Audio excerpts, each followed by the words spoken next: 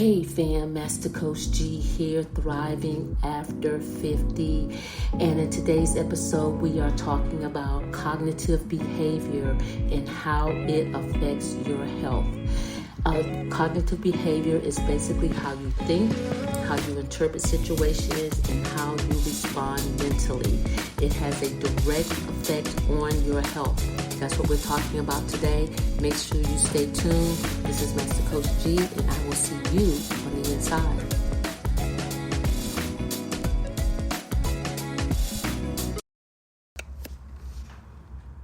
Hey fam, Master Coach G here, thriving after 50, mind, body, soul. And in this episode today, we are talking about how our cognitive behavior affects our health. Yes, that's correct. Our cognitive behavior does affect our health. So I think the first thing we need to do is have an understanding exactly of what cognitive behavior is, and then break it down on how it does affect our health. Our cognitive behavior is basically how we think. It interprets situations and responds mentally, and that has a direct, measurable effect on our health. It absolutely does. It's not just in your head. It actually shapes our stress levels, our habits, even our physical process in our bodies. So let me tell you how that plays out. First, it starts with our thought patterns and how that affects stress. Okay, so if your default thinking lens is negative, so if everything that you look at in life is negative, like expecting the worst all the time or always over analyzing every problem, your body tends to stay in a stressful state. Okay, that means that more cortisol is being released in your body, and that increases a higher heart rate, which gives you less recovery time. Okay, so what we need to understand is that over time, chronic stress is linked to issues like high blood pressure, weakened immune system, and poor sleeping problems. Okay, it definitely affects those things. It affects your blood pressure, your immune system, and how you sleep. Okay, now, but on the flip side of that, it also, if you have a positive cognitive thought process, you will find that you have more balance in your thinking. Okay, and your thinking will help your body to return to a baseline a lot faster. Okay, which means you have faster recovery time after a stressful situation. Okay, the next thing is that behavior always follows your cognitive behavior. Okay, it's like the way you think and then the way you behave. So your cognitive thoughts influence your actual day-to-day living. Okay, so for example, if you say to yourself, I'll never get in shape, you are less likely to exercise. Okay, but if you say, I can improve my health a little bit at a time, which will allow you to become more consistent, the effort is more consistent. Okay, if you say, I can improve my health. So you see how your cognitive thoughts affect your behavior. But if you say that I'm less likely to exercise, then you will be less likely to exercise. If you say to yourself, I can improve a little bit at a time, that will give you the thought process that will follow the behavior of putting out the effort of being more consistent. Those small behavioral differences add up to major health outcomes over time. Okay, mental health and physical health are connected. I've said this 1,000 times, and you can add 10,000 more to that. I've always said that they are connected. It's like the Trinity. You can't separate them. You can't separate your mental health from your physical health. It cannot be done. Okay, so if you have a condition like depression or anxiety, those just don't affect your mood. They also affect how you show up physically, whether it's fatigue or pain or digestive issues, a change in appetite or a change in your sleeping pattern. They're all connected. They're connected. You can't separate them. That's the reason why we have to be aware of our mental health. Okay, the connection runs both ways. Poor mental patterns can worsen your physical symptoms. Physical illness can affect how you think and feel. Okay? Here's another thing. Our coping style matters. How we deal with and how we cope with issues, whether it's being overwhelmed or anxiety or depression, how we think mentally deals with problems and changes, and our body responds to that. Our body responds to how we deal with issues and problems mentally, okay? Two people can face the same exact situation. One can see it as overwhelming, which will have a higher stress response, while the other person can see it as something manageable, which lowers the stress impact. Okay, this is closely tied to the concept of cognitive behavioral therapy, which focuses on identifying and adjusting helpful thought patterns. Okay, patterns are important. We have to pay attention to our patterns. Long-term health habits is important. Cognitive behavior influence consistency.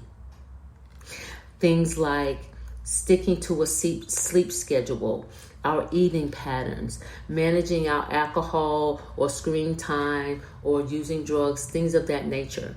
So we have to pay attention to our long-term health habits because our cognitive behavior is going to show up. And what's going to follow that is going to be our behavior patterns and what we do, okay? These aren't just about discipline. They're tied to our beliefs, our self-talk, as well as our expectations. Okay, those things are really important. Okay, and we really need to take a look at those things because our cognitive behavior always follows, the action always follows behind. It's like a circle.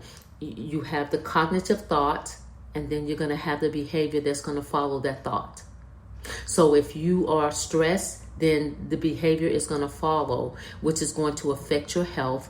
And then you have that circle, and it's like a merry-go-round. You're just constantly going around and around and around and around. So we have to understand that our cognitive behavior is not separate. It's not separate.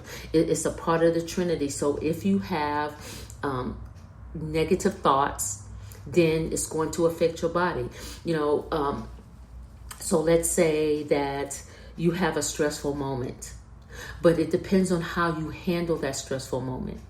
Okay. If you look at it and say, well, let me sit down and identify what the issue is and work on that versus staying in that stressful moment, because the longer you stay in a stressful moment, the longer it's going to take your body to recover from that stressful moment. And then the longer it takes you to recover from that stressful moment, you will have to understand that it's affecting your health, it's affecting your body, it's affecting your blood pressure, it's affecting your cholesterol, it's affecting your weight gain, it's affecting your sleep, it's affecting your sleeping habits. And those are the pillars that are the pillars of health. So if it's affecting your health and your sleeping habits and whether you exercise or not and what you're eating, then it's important. You have to understand that our mental health is a direct effect to our health. So it's not just a mental health thing. The mental health affects our physical health. Okay, so that's the reason why it's important that we understand why our cognitive behavior is so important, because all those other things are affected by it. It's not just about, the discipline of, not thinking that way. We also have to understand that our belief system, which is a subject that I definitely want to touch on in an episode coming up. Our belief system, our self-talk, and what we expect from ourselves. All those things matter. They all matter. So we have to be aware, then we have to acknowledge, and then we have to make adjustments. But we cannot stay in a negative mindset because those things they do affect our behavior, and that's a part of our cognitive behavior patterns. because that is a pattern. So we have to be aware of that. So here's what I'll say as far as the bottom line. Our brain isn't separate from our bodies. It's not. It's like when you get married, you become one flesh. It's the same thing. You can't remove it. You can't separate it. It's all one, okay? The way we think shapes our stress habits, our physical health habits, and over time, we need to understand that when we have a positive mindset. Now, I'm not saying you're going to think positive all the time. You're not going to be perfect with your positive thinking. That's just not realistic. Okay, but what we do have to understand that our thinking process, our cognitive thought process does affect our health. Okay, so we have to be realistic when we think about that. Okay, and we have to understand that flexible thinking tends to support a better health outcome. So when we have positive thinking, that affects our cognitive behavior. Patterns don't lie. So you have to get into a mindset of understanding our behavior patterns, because our behavior patterns affect our physical health, and our thinking pattern affects our behavior pattern. So you have the way you think affects how you behave. So if you're thinking in a stressful mode, your behavior is going to be stressful. Then that's going to affect your health. So if we want to improve our health, we have to improve our thinking process, because cognitive behavior is one of the main things that affects our health, because you cannot separate the two. Okay, that is so important. I want you, and this is not going to be a long episode, because I need you to understand that cognitive behavior affects your health. And when we are aware and acknowledge that, then we can make the necessary adjustments. Okay? Hey, told you it was going to be a short episode. I just want to come in and drop that on you, because it is important that we understand that. That's what I have for you today. I appreciate you taking the time to listen to this episode. If this hit home for you, please share this episode with someone else that may be dealing with some cognitive issues, because once they correct that, then they can see that their health will improve. Don't forget to subscribe to my channel so that you don't miss any episodes, so that way when I drop a new episode, you will be alerted. We are in this journey together. You're not here alone. I am here to help you through this journey.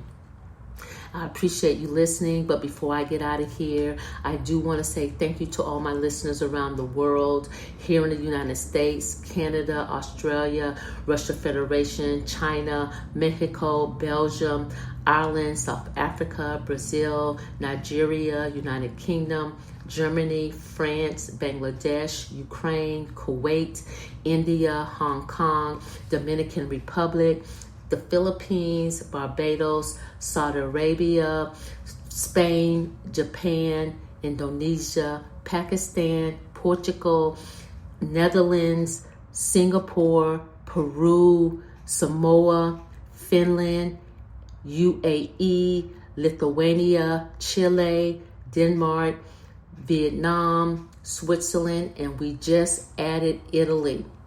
I thank you. I appreciate each and every one of you joining me today. So until the next time, shift your mind, caring for your body, and nurturing your soul. This is Master Coach G, and I will see you on the next level.